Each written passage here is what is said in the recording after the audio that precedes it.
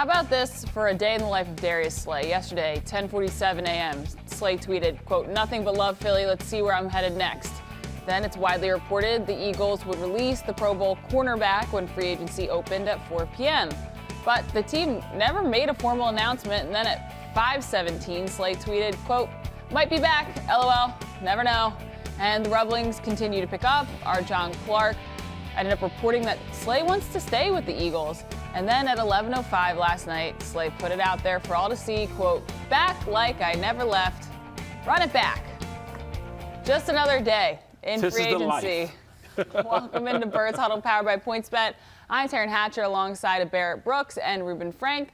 Gentlemen, this time of year is And just saying, if this all happened before the days of social media, we never would have known any of this until like August. But when it comes to someone like Darius Slay, I do enjoy that conduit to the public is there. This time of year, certainly unpredictable, as I was saying, and just in the past couple minutes, Gardner Minshew agreeing to terms with the Colts. So the Eagles, they need a new backup quarterback. Barrett. Absolutely. And at this point, you know, they're starting to sign. A lot of guys are starting to sign up. We were sitting here talking.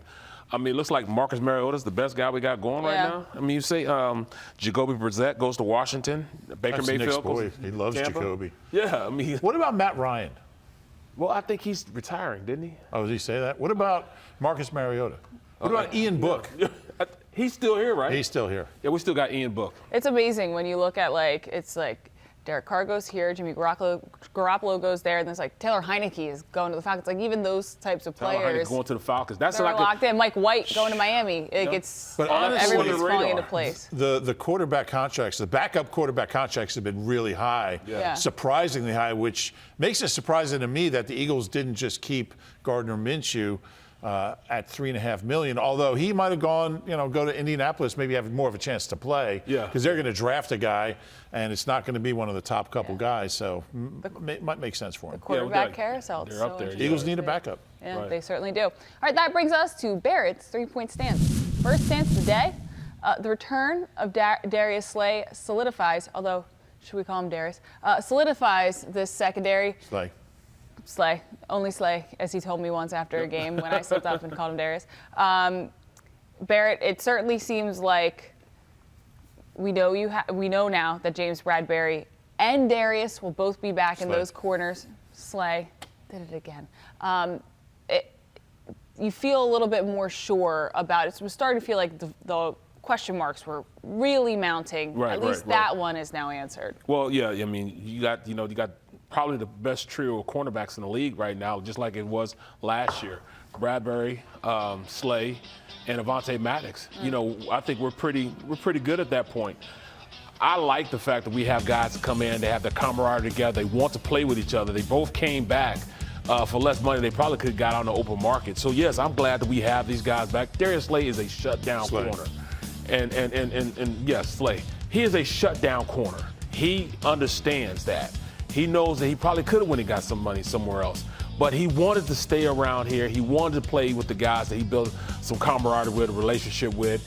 He chose to stay here, So I like the fact that Slay is here and Bradbury's here and Avonte Maddox is here. So I can now rest and be assured that we have guys that can cover in the secondary, that I don't have to pop answers in my mouth come third down. Because back in the days, like 3 or 4 years ago, it was tough on third down, knowing that we were going to get beat over the top just about every single time we had a third down. Nightmares about Rasul Douglas getting beat on double moves. Right. Mills. Rube, you've covered football for quite some time. Have you seen a saga like this? To your point, I'm sure things like this have happened, and maybe even somewhat frequently to some extent, but we just never knew. Have you ever seen something quite so public like this that was such a back and forth and will they, won't they? It was like Ross and Rachel on Friends yesterday. I missed that one. There's been instances like we thought Mark Brunell had agreed to terms with the Eagles, and that fell through. I mean, that was a done deal. Right. Same thing with Frank Gore. Frank Gore. I remember that was a done deal. Wasn't it all but 4 hours or something like that? Yeah, he changed his mind. Right. Still had a better career than Tony Hunt. Right. Sorry, cheap shot. I apologize. But I've never seen anything like this. And look, if let's be honest, if Slay had gotten the kind of offer he wanted on the open market, he'd be somewhere else. But I think he's 32, and he's still a really good player, but he might be declining a little bit. We saw maybe signs of that the second half of last year. Still a really good cornerback, and Eagles are certainly a better team with him than without him. So Rube has never seen anything like this, and apparently he's also never seen the iconic television show Friends. All right, moving on to our second stance. The Eagles, they still need to bring back C.J. Gardner-Johnson. Yes, absolutely. Having Darius back is great. We can talk about C.J. GJ for days. At this point, our starters right now at the safety position are Reed Blankenship, Kayvon Wallace. Those are two starters. The backups to them, Andre Cheshire and Tristan McCullum. That's not somebody I can go into the league, into the season with, you know. Although Kayvon Wallace played well latter part of last year and Reed Blankenship played well, I still want to get somebody back there, a veteran player back there, a presence like that. And I want C.J. GJ because he brings an even bigger factor when he's back there. So I would like for them to kind of sign him back.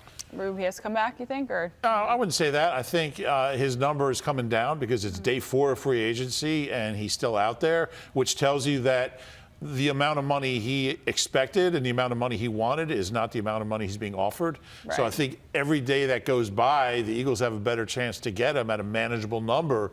You know, I think he was kind of thinking like the Jesse Bates contract. He was thinking that, but apparently the league doesn't see him in the same category as Jesse Bates. And if that number keeps coming down to like the, $7 million, $6 million range, then he's an Eagle. But he's not going to overpay for anybody at this point. It is interesting. We were talking about it yesterday. It's that Bates contract, and then it's kind of a big drop off to everyone else. And if you fall somewhere in the middle, they're not giving middle money. It seems like right now it's kind of Bates. Right. Safeties don't make money. Else, I mean, I think the safety, the average salary is the lowest in the league, other than running back.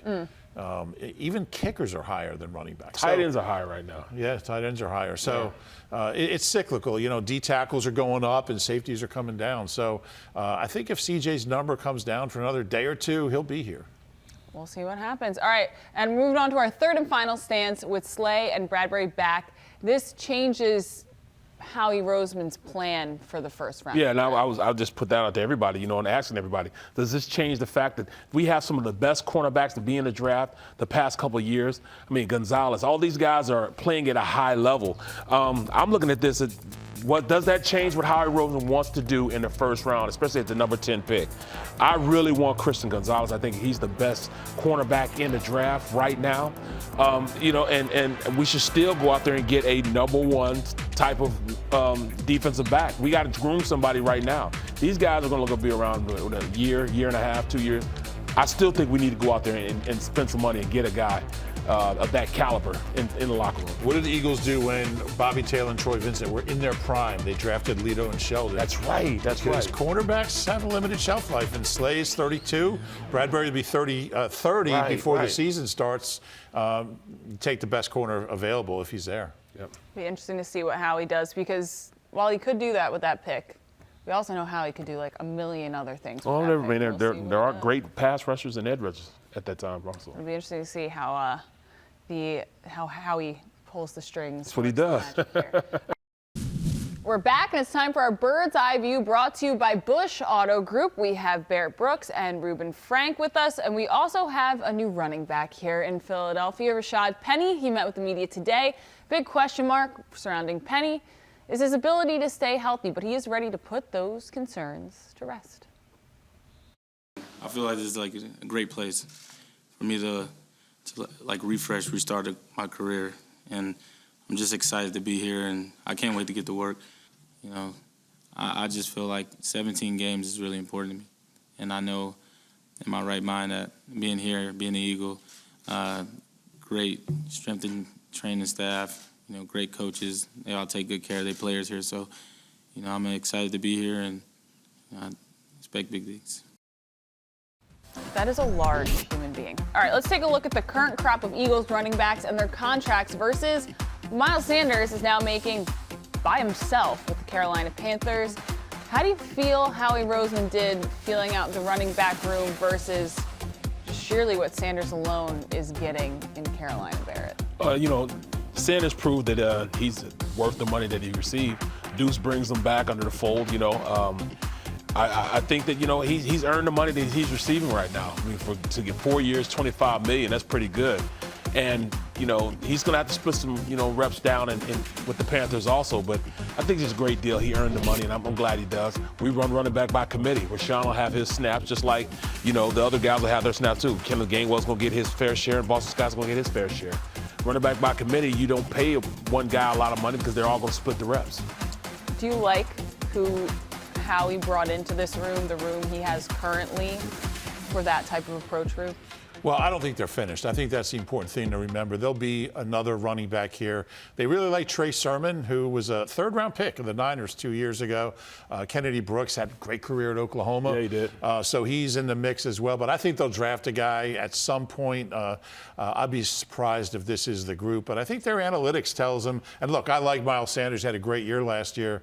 The Eagles don't pay running backs who've got a certain amount of mileage on them. And Miles has 900 career touches. And I think when a guy gets to that point, history shows that there's a drop-off. Mm-hmm. And we've seen it time and time again, with Ryan Matthews and Jay Ajayi. And I mean, these guys, that's why people don't pay running backs, because they have a limited shelf life. So I think the thinking is Miles is still a good player, but in year 4 of that deal, in year 3, where's he going to be? So all these guys are making less than Miles. They actually have fewer carries than Miles as well combined.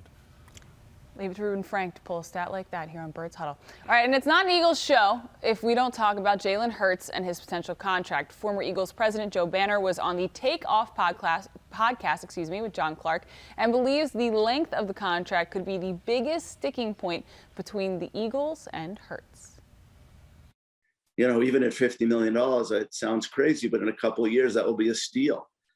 So he's going to fight for a shorter deal and a chance to re-hit the market, as those cap numbers go up that dramatically. We haven't seen a situation like this in the NFL where contracts are going to become this dated this quickly. Literally, if the cap goes up even $25 million a year, $20 million a year for the next 3 to 4 years, today's $50 million quarterback is going to be a $70 to $75 million quarterback. So for every extra year the Eagles can get Hurts to agree to, it's a massive advantage. And that very much mirrors what Ray Didinger said yesterday here on Birds Huddle in terms of what these guys are going to be worth, and the contracts being negotiated more short-term and then at a later date for significantly more money. $70 million annually is not too far off, according to Banner. Rube, what are your thoughts on what it seems to potentially be the strategy for probably quite a few quarterbacks who deals are coming up to get it short-termed? Every player wants a shorter deal because they want to be free agents again. So you want to get paid and then be a free agent. The projections for the salary cap for the next few years are crazy. It's supposed to go up $30 million next year in 2024. Yes. And so the salaries are going to go up commensurate with the salary cap. So you start running the math. And yeah, Joe's totally right. The quarterback numbers are going to be huge. So I think they're going to agree to this. They'll come up with something. They'll find a deal that works for both Howie and for Jalen. But the numbers are going to be crazy. I mean, I would never have thought that a $500 million contract for a quarterback would ever become obsolete as far as the numbers that they're making now. Right now, you're looking at the best quarterback in the league, Patrick Mahomes, really playing below what other starting quarterbacks are making right now. He's ranked 4th or 5th right now for starting quarterbacks for average for a year. So, they want to get shorter deals. They can get more money, especially when the more money is going to be available to them around, 3 or 4 years from now. I love explaining to my non-sports friends, this guy makes $500 million, and it's going to end up looking like a value deal very soon. All right, thank you so much to Mr. Reuben Frank. You can always check out Rube's work on NBCSportsPhiladelphia.com and occasionally on a concert stage as well.